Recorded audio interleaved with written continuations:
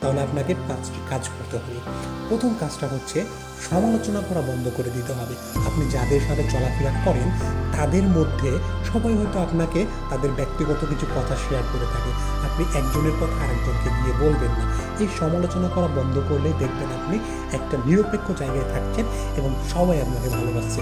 2 number যেটা করবেন না সেটা হচ্ছে কারো প্রতি কোনো অভিযোগ রাখবেন না এবং কারো অভিযোগ কারোকে গিয়ে করবেন না। হয়তো তার কিছু একটা ভুল হতে পারে, আপনি সেটা জন্য তাকে দায়ী করতে পারেন, মনে মনে দায়ী করতে পারেন, কখনো সেটা প্রকাশ করবেন না, অভিযোগ করবেন না। তাহলে দেখবেন আপনি একটা নিরপেক্ষ জায়গায় আছেন। 3 নাম্বার যেটা করবেন না সেটা হচ্ছে কান্না করবেন না।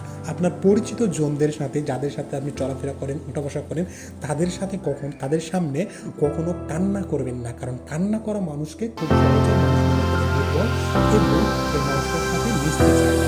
তারপরে আপনি যেটা করবেন সেটা হচ্ছে দর দেওয়া দেবেন না কাউকে। দর দেওয়া দিলে মানুষ খুবই কষ্ট পাবে। আপনি কি একেবারে গতিশীল হয়ে গেছেন, তোমাদের এটা হবে না, তুমি ভুলে যাওয়া, তোমার এই হবে সেই হবে, এই ধরনের দর দেওয়া মানুষকে দেবেন না। তাহলে দেখবেন মানুষের সাথে আপনার সম্পর্কটা ভালো থাকবে। 5 নম্বর আপনি যেটা করবেন সেটা হচ্ছে তুলনা করবেন না। কাউকে কারো সাথে তুলনা করবেন না এবং নিজেকেও কারো সাথে তুলনা করবেন না।